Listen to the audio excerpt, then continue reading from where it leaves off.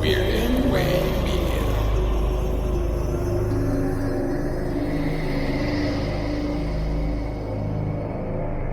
Hello, Twisted Humans. Do you find yourself wanting to know more about the latest murder, conspiracy, cult, or haunting? Then this is the podcast for you.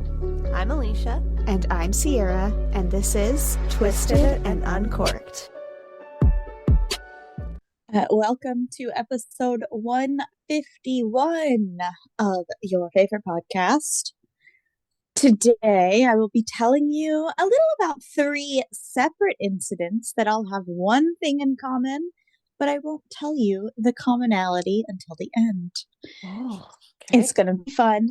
There's no murder, but it's going to be spooky. Okay. First, do you have a fun fact? I do have a fun fact, and that is that the Eiffel Tower gets taller in the summertime. Hold on, let How? me tell you more. I just went to the top of the page. Scroll. The metal expands when the weather heats up, and the tower can be up to 15 centimeters or 6 inches taller due to thermal expansion. I thought that was weird.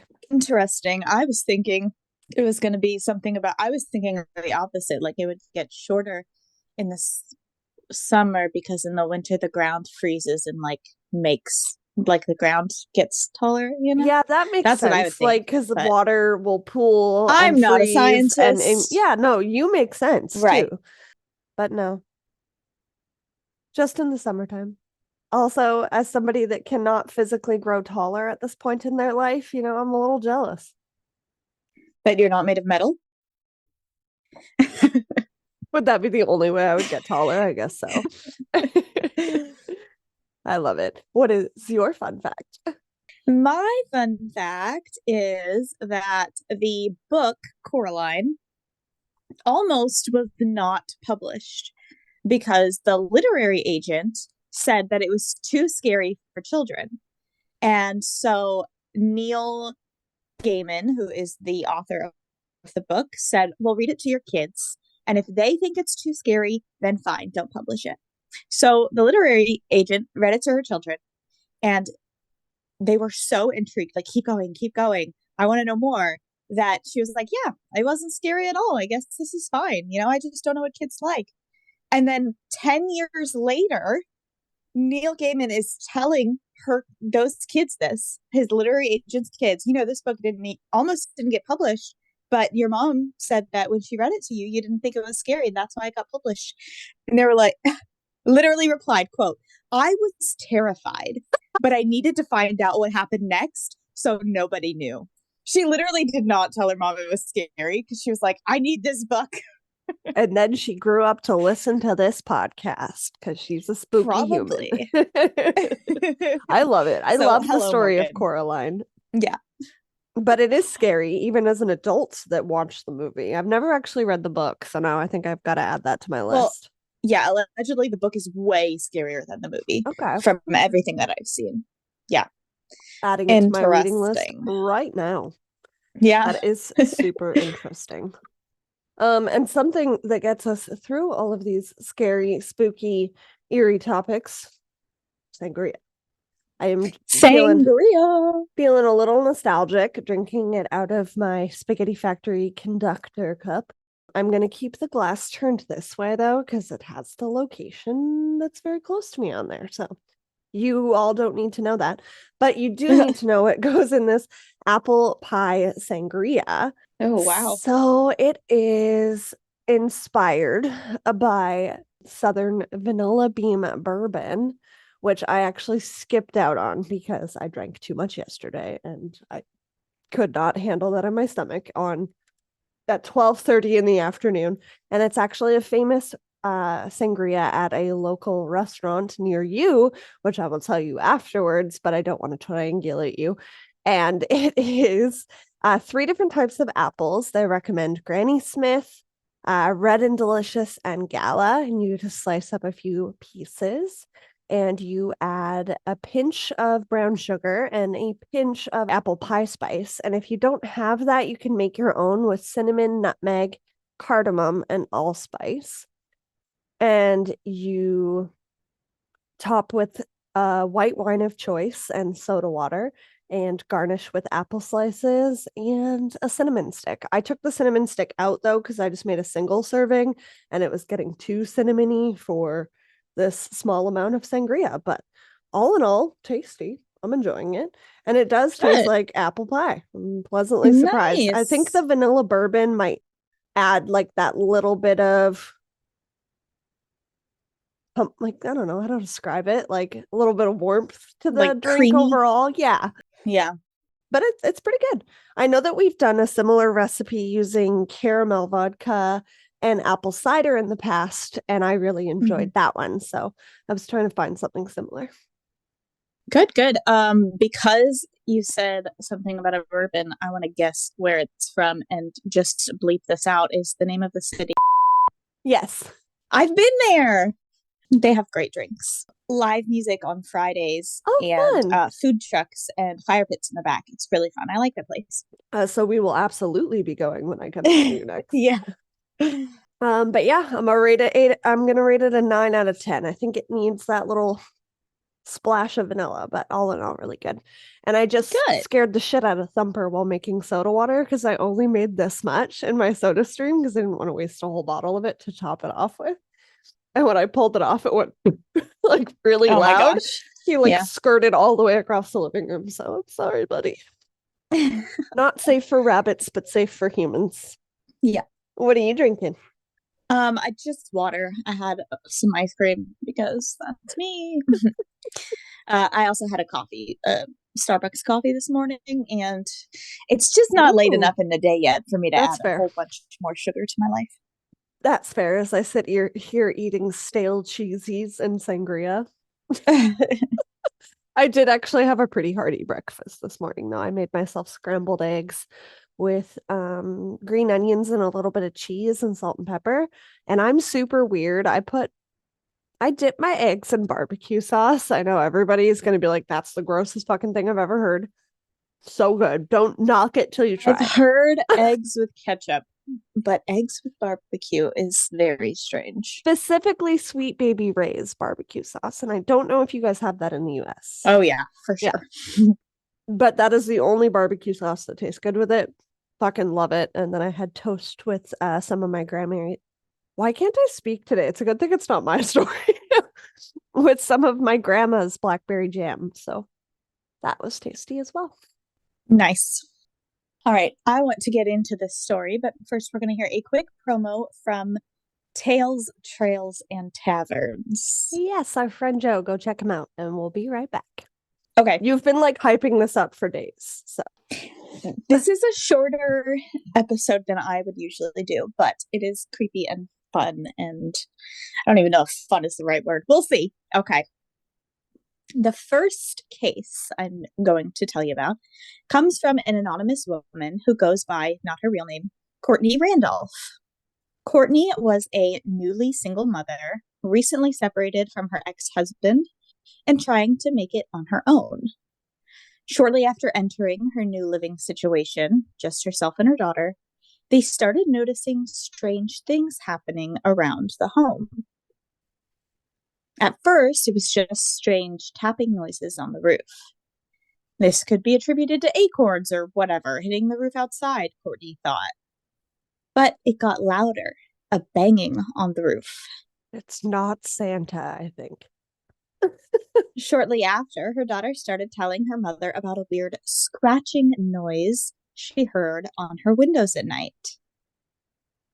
Then Courtney noticed her belongings would be moved around the house or would disappear altogether. Her jewelry, clothes and underwear, and even her wine would just be gone from where she remembered putting them. Okay, that's just rude. Now it's fucking with her wine. Come on. Right? Sometimes other strange items would appear in their place, like empty beer cans or cigarette butts. The strange happenings escalated so far that eventually her car tires were slashed and mysterious, threatening letters were sent to her home. She had no idea what was happening. Did she have a stalker, or was this paranormal? In all of my years of learning and being interested in paranormal activity, I've never heard of something completely random being put in its place. Yeah, That's the changing of weirdest part to me. places. Yeah. Definitely. I thought when I was reading this one, I was like, okay, but the letters, like, that's a human, right? Someone writing letters. But then the Circleville letters and like there's a bunch of cases True. of creepy letters. So, but yeah, the replacement things, that's kind of Yeah, strange. if I showed up to my house and was drinking a glass of wine and then I turned around and there was an empty beer can there, I'd be like, there is a home intruder. And he drank my beer, which is super rude. So now we're going to switch gears and go into the second case real quick. The second case happened in Honolulu, Hawaii, to a couple, the Campbells, one or both of which were in the military and stationed on the base there. James and Brittany were newly married and had 2 young children. In 2019, some strange things began happening at their home. It started as doors being left unlocked or even wide open, that they were sure they had closed or locked. Then boxes of their items that were stored away in the garage would be opened and sifted through. One night, their webcam light on their computer turned on as if it was recording them. Ew, no. Friendly safety reminder to those of you that have webcams when you are not using them to put something over top of them. Okay, thanks. Bye. Other things around the house would be found moved. And even the dog was acting weird, barking at things that were not there. James was seeing shadows lurking around their home, but couldn't seem to find a human person who could be the culprit. And once he found a weird message written on his desk calendar that said, quote, "Your rehabilitation starts today. Do as I did. Choose a house, clean it up, set up all devices." End quote. Ew. Their home, the Campbells thought, must be haunted. This must be what it feels like. They went on with their lives and they ignored the strangeness. Instead, they planned a trip to visit their family back in the States and decided to just deal with it when they got back. The third case comes from a college student named Maddie at the University of North Carolina in Greensboro. Maddie had a couple of roommates living in her dorm with her, but after coming back from their winter break at school, the women began to believe that their dorm might be haunted. They heard small, strange noises every now and then, but the weirdest and most frequent occurrence was that their clothes would go missing. Living together with multiple girls, I'm sure their first thoughts were always to blame each other, but eventually they came to trust that they weren't stealing from each other. Something weird really was happening in their dorm. On February 2nd, 2019, they would find out what that something was. Maddie was in her dorm by herself at the time, and she heard rustling in her closet. She thought maybe an animal had gotten in, and as one does, she speaks to the rustling noises. "Hello, who's there?" To her surprise, she hears an intelligent response say, Yuck. quote, "Oh, my name is Drew." End quote. Maddie opened the closet door and found a real live man standing there wearing her clothes. All of her clothes, down to the socks and shoes. And he had a book bag full of her clothes as well. He asked her not to call the police, saying he didn't know what he might do if she did. Instead, she asked him if it would be okay to call her boyfriend to let him know she was okay, because otherwise he'd be worried about her. He allowed it, and she began sending pictures to her boyfriend as well. Her boyfriend obviously called the police for her, but Maddie kept the man calm and distracted. He looked at himself in her bathroom mirror as he tried on her hats. He was polite enough. He told Maddie she was very pretty and asked if he could hug her. She said no, and he respected that and did not touch her. Eventually, the police came and arrested 30-year-old Andrew Swafford.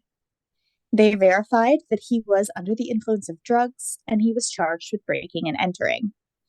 The creepy part is that they have no idea how long he had actually been living there. That's like a Daniel LaPlante situation. Just like, because didn't he take their clothes too and wear them at one point, the sisters? Because when Let they me found get to him, he it. was in women's clothes. Oh, okay. I'm stressed. Andrew Swafford was frogging. Have you heard of this term? Yes. I will say that I have not listened to the episode yet of Wine and Crime, but they did a couple months ago release an episode on frogging. So I read the description, so I knew what the term meant from that. And a new fear unlocked, in case anyone was wondering. Oh, let me tell you all about it. But what? Frogging, spelled with a PH, is like a mix of couch surfing and squatting. It's a term for people who, quote unquote, leapfrog from home to home for extended periods of time, living in people's homes undetected. And it's a surprisingly common occurrence. Usually, a frogger lives in the home while the current resident or homeowner is on vacation. This is where the leapfrogging comes into play. They keep track or take notice of when a family will be out of town and find a way to get in and live while the family is gone, usually leaving before the family gets back and finding another family on vacation whose house they can occupy. But sometimes the frogger doesn't get out in time and ends up living there at the same time as the current legal resident. Or sometimes the frogger just gets comfortable and pushes their luck at being undetected while living among the family or current resident. They live rent-free in the attic or a crawl space or even in the walls, waiting for the current resident to leave for a few hours so they can come out and use the restroom or eat their food. This makes the jokes about my attic person and or closet library ghost seem a lot scarier. Did you check the attic yet? As I was researching this, I told Jesse, I was like, babe, I really need you to go in our attic. I really do. Did he? No, not yet. Come on. Okay, do you have a ladder? The Jeep is in the way. You can't put the ladder up to the attic without moving the Jeep. And I don't know how to drive the Jeep. Climb on top of the Jeep and look immediately. The Jeep doesn't reach high enough. I wouldn't be able to see up there. Grow taller, Sierra. I'm concerned for your well-being right now. I'm going to text Jesse right now. Check the attic. The commonality in all three of these cases is that there was, in fact, real human people living among them in their homes completely undetected. For the case of the college student Maddie, it was Andrew Swafford, and luckily it didn't get too serious or too dangerous. For the case of the anonymous single mom Courtney, it was a little more serious, but still not overly dangerous. Courtney had called her ex-husband every time she got too scared of the strange noises and appearances of beer cans or cigarette butts in her home, and he would rush over to protect her and tell her he would take care of her. Eventually, when Courtney couldn't stand it anymore, she called the police to see if maybe she had a stalker. The police staked out her house and found her frogger. It was her ex-husband all along. Nope. He was gaslighting her and making her scared on purpose so that she would call him to come over and comfort her. He was the source of the noises in the attic, on the windows, the cans in the butts, the missing items, the slashed tires, and even the threatening letters. All because he was trying to rekindle their relationship that she had ended. I'm sorry that our Fucking YouTube disgusting. watchers have to look at my face for the last 20 minutes of pure disgust and horror, but what the fuck? I've never been more thankful to live in a condo before with no crawl spaces or attics or anywhere that they could hide, because yuck. Yeah, also, I feel like this is one of the most extreme gaslighting things we've ever seen. You're making them scared so that they'll love you?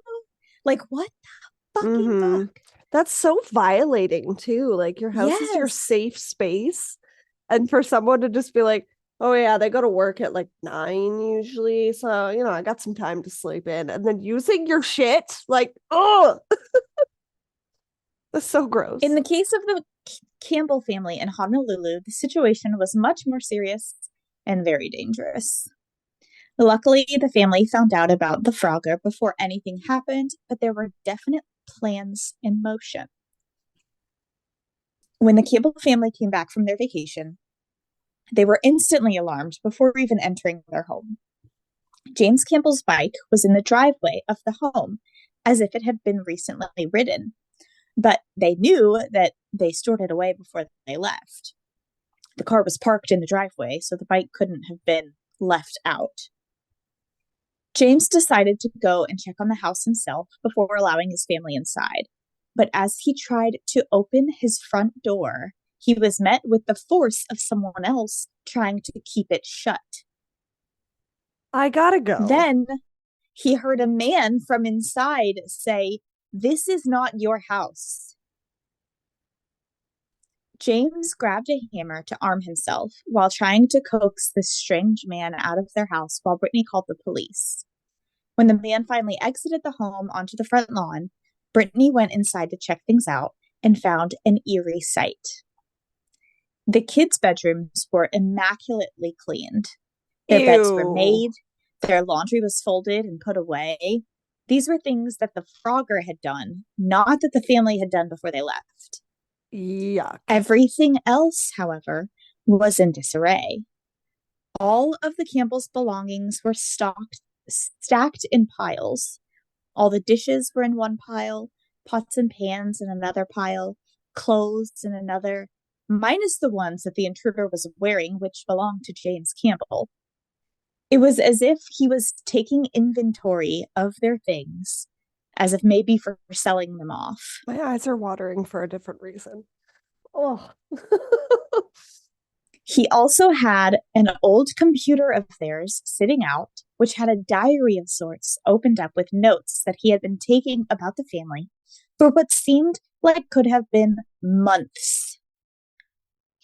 His notes were titled, quote, "The Omnivore Trials, a Rehabilitation of Rat-like People," end quote. In these notes, the Frogger talked about how James and Brittany were trying for another baby, and Brittany was upset that it wasn't working. It said that Brittany was taking fertility treatments to help with this, but as the Frogger wrote, he thought that she should just give up on trying and focus on the children she already has. Next to the computer was a bunch of knives laid out in a line, and another document, a manifesto of sorts. The manifesto talked about plans of making Brittany and the children into perfect people by giving them surgeries. It had sections on quote-unquote sexual reconstruction and quote-unquote hand transplants.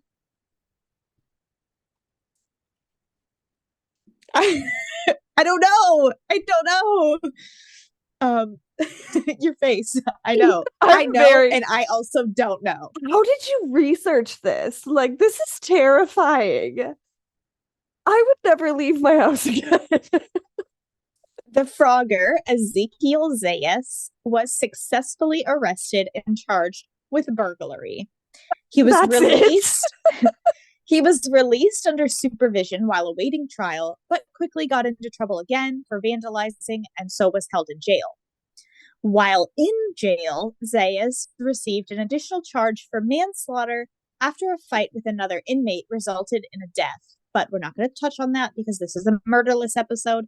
Just know that Zayas has since been sentenced to 40 years. That's not long enough. Aliens. Keep him there forever. I'm sorry. He's not going to live longer than 40 years. Oh, so scary. Yeah. So a few other instances of frogging gone terribly wrong that we will not touch on today because, again, murderless, is the case of Daniel LaPlante and the case of the Denver Spider-Man. Both of these instances of frogging led to murder. I've never heard of the Denver Spider-Man. We'll have to look at that. For some reason, okay, I will look at it, but It reminded me of Ward D when Yeah. you said that the guy that like tries to save her the whole time that refers to himself as Spider-Man in the book, and it's really cute. Oh, I want it to be that wholesome, but I know it's not going to be. It's not at all. The Denver Spider-Man is a murderer. So yeah, frogging can be really scary. If you have a twisted sense of curiosity and you need more, there is a TV show called Frogging: Hider in My House that you can stream for free with a subscription on Lifetime, Hulu, Amazon Prime, Philo, Sling, or Roku. See, I this have is where not my watched it. morbid sense of curiosity is going to come in, and then I'm not going to sleep forever. Yeah. So the thing is, I found, which of these stories did I find first? I should have put the bourbon in the can't sangria, remember. guys. Real Yeah. talk. One of these stories I found for, I think it was the Courtney Randolph girl, the one who's not her real name. I found that story and I was like, oh, what's frogging? I was looking up like, I think I Googled like scariest not murder crimes or something like that. And I found the Courtney Randolph case and I was like, okay, this is too short, but I need more of this. So I started looking up frogging and then I found the other ones. And then I found the TV show. And I think the Courtney Randolph case was on the TV show, but I was like, I cannot watch that because for one, I will try to cover every single case and that's too many. And for two, I'm going to get really fucking scared. So I haven't watched it yet. I don't know if it's any good, but I do want to watch it. But the fact that this has happened enough times to make a TV show out of, to have a term for it, to like, no. Like, this fucking happens. And like, I understand that all of them might not be bad people and maybe they just don't have anywhere else to live. But what the fuck? But that's not how you go about it. That's not how you go about it at all. No. Like, it's one thing to squat in an empty house, but to fucking live in someone else's fucking private place, like their safe place, like, fucking no. That's to not know okay. all of, like, what was the episode that you did for the bonus, for a Patreon bonus on the motel guy? Yeah, the voyeur. Yeah, that wrote notes about all of his guests and stuff and like spied on them. Like, that's what that reminds me of. Like, you shouldn't know that somebody's trying for a baby and is not doing well with it and is experiencing emotional pain because of it. Like, you shouldn't know that about somebody unless you were the person that's making a baby with them or a close, confident friend. Yeah, super fucking creepy. I don't think I've ever been this stressed in my life. I'm sweating. A little fun story. My dad is a mailman in Cincinnati, right? I usually talk on the phone with him like all day long. Whenever I don't have work, I call him while he's at work to keep him really company cute. while he's just walking around. I love that you and your dad are besties. The other day, he was like, what the heck? That is so weird. I was like, what? What's going on? He's like, there's this car. It just went really creepily slow down this dead-end street in this like wealthier neighborhood that I delivered to. And I saw it, you know, like 5 minutes ago or whatever. And now I'm one block over and it's parked. And I just saw a person get out of it and walk towards that dead end where it was driving really slow. And I know for sure that one of those women who live, an old woman who lives in the house on that dead end street, is out of town because she asked me to hold her mail for her. And I was like, that's weird. Have you ever heard of frogging? Because I just did this research. And he was like, yeah, I know. Like, that's what I'm nervous about. Like, is he going to like squat in her house? And I was like, well, what did he look like? Did you get a description? And he was like, he was wearing all camouflage pants, camouflage shirt, and camouflage backpack. Okay, that's and this is a really wealthy neighborhood in fashion Cincinnati. Statement. There is no hunting. Oh no. He was like, I don't understand. He was like, I don't know. I feel like I'm being a Karen. And I was like, Dad, be a Karen. I have to call Jesse right now. Karen. So I'm going to get off the phone. And when I call you back in 20 minutes, I want you to tell me what the police said. And he was like, yeah, I guess you're right. And so I called him back and he called. Well, she's not home. I know, but when she gets home. Yeah.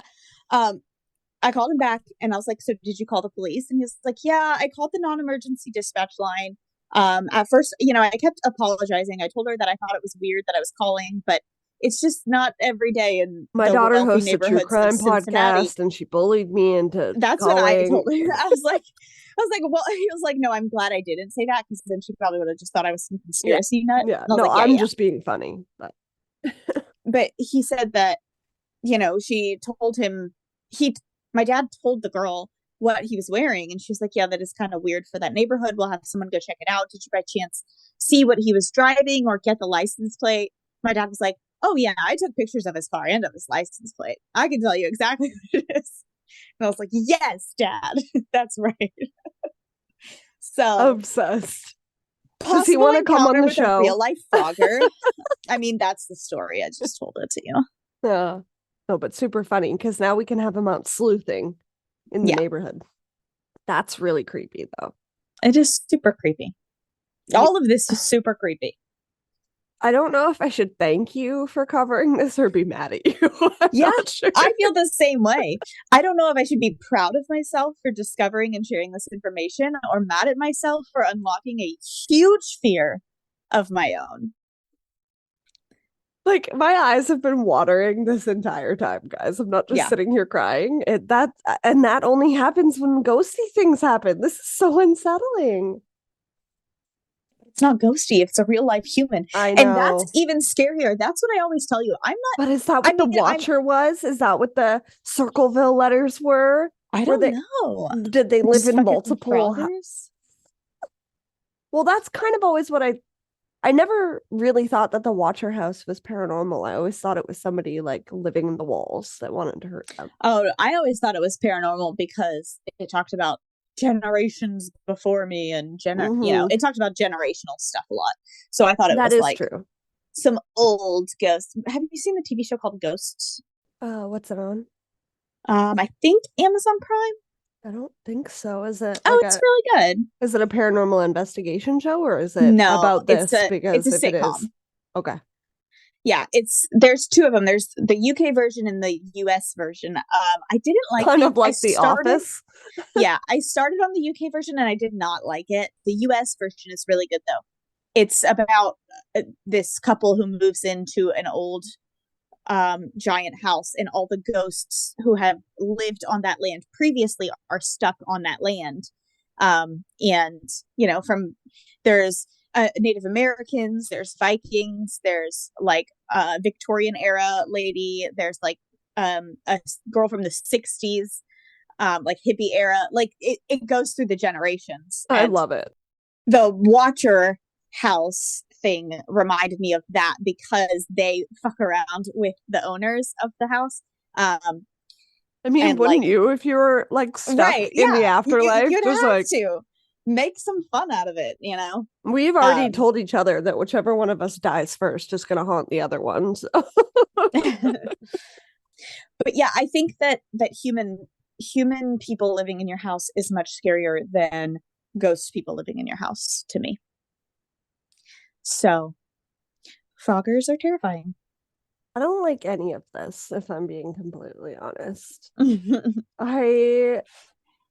Again, I'm very thankful that I live in a condo. It would be really hard for somebody to live in my house without me knowing about it. Would it though?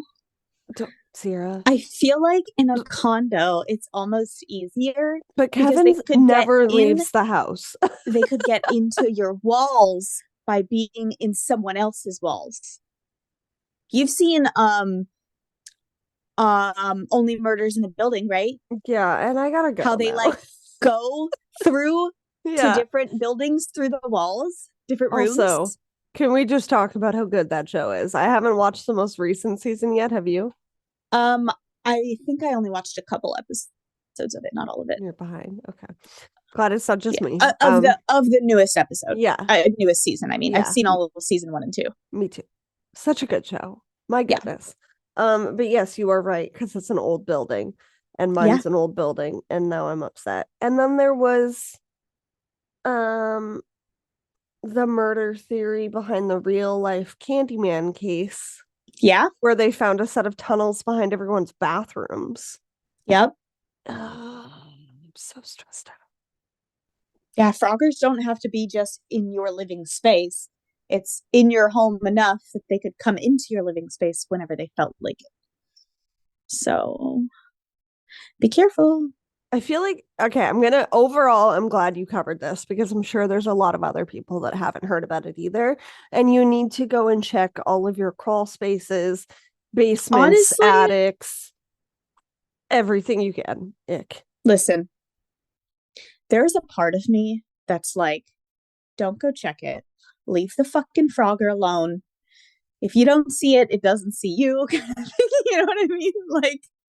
Like if you confront This isn't it, a baby game of hide and seek, Sierra. If you confront it, you might make it mad. Leave it alone. Let it live in your house as long as it's not harming anybody. You know, also don't fucking be a Frogger. But there's part of me that's like, if you there was watch, a person in my there's attic, maybe at least one please Frogger stay listening to this there. podcast. Stay there. Do not come out, and it should be fine. Right? I don't know. Is there a hole in your podcast There studio? is. There's a little, it's the light, right? Yeah. It's right there.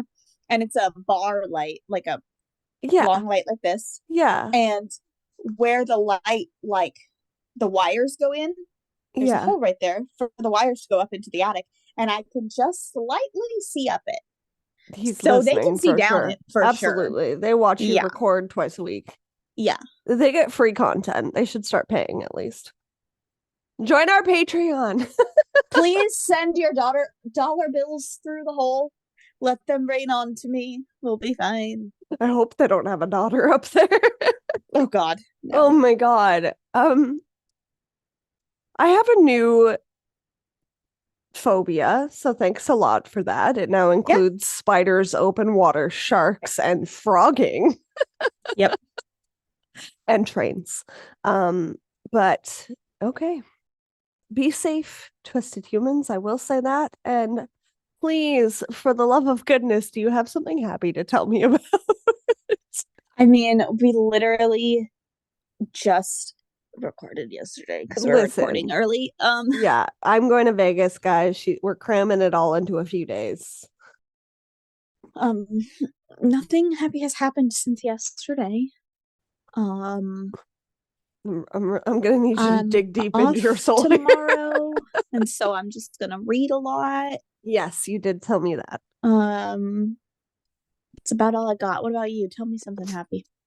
So by the time this comes out, my daughter will be back home, and that will be happy. But it's something to look forward to, though.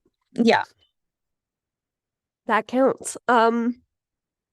I had today off because it's a stat, and I'm super happy about that. Mostly a stat. No one in America knows what a stat is. I know, we did talk about this yesterday, and most of our listeners are American. A statutory holiday is a countrywide day off if you have like a regular full-time job, with the exception of like hospital workers, restaurant employees, things that are considered like we call that like a government holiday. Yes, a government holiday today for Good Friday. And I've been so unbelievably tired this week. I actually skipped out on 2 of my yoga classes, so it was needed for sure. I will also say that I will say something happy that's totally random. I sent Sierra a video that had me crying before she logged onto the Zoom about a group of girls that were at a table next to this guy who was celebrating his birthday alone, and he lit a little match and like blew out a candle, and it was really, really cute. And they went and got him a cake and like sat with him and like sung happy birthday, and like it was really nice. So I guess it just makes me happy that people like that exist, that want to make somebody else's day better for no other reason than to just do that. So that's something wholesome that we can think about instead of this nightmare fuel. Yep. We love you guys lots. Thank you so much for listening to this podcast each week. If you are craving some more twisted content and to listen to some of the bonus episodes we referenced in the episode, you can check out our Patreon page where you can unlock hundreds and hundreds of bonus episodes and more of us, of course. And you can also buy us a coffee if you feel so inclined. We would love to shout out you during our wine or sangria segment. And yeah, that's it. That's all. Go leave a review as well. Sierra deserves it just for having to go down this rabbit hole alone. We will see you next week for my conspiracy episode. And in the meantime, keep it twisted. Twisted and Uncorked is a proud member of Weirding Way Media. Hosted and produced by Sierra Zorn and Alicia Watson. If you like the show, don't forget to leave a 5-star rating and review wherever you are listening now. It really is the best way to spread the word. You can check out all things Twisted on our website, twistedanduncorked.com, and we will see you next Tuesday for a brand new episode.